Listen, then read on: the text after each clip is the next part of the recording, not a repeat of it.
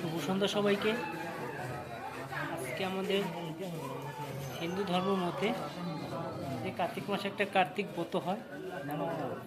প্রত্যেক বয়সের মা বোন ভাই ও বোনেরা সবাই মিলে ঘিয়ের প্রদীপ প্রজ্বলন করে। তারা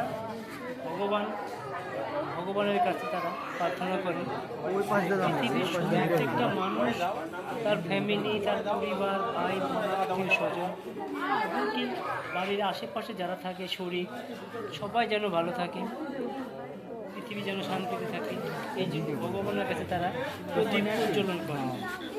এমনকি এটাকেও বলে বা লোকনাথ মন্দিরের সামনে এগুলো এই আপনার প্রদীপ জ্বালানো হচ্ছে। প্রত্যেক মা বোন তার নিষ্ঠাভাবে নিয়মভাবে এই পুজোগুলো করে থাকে। ধন্যবাদ সবাইকে, নমস্কার।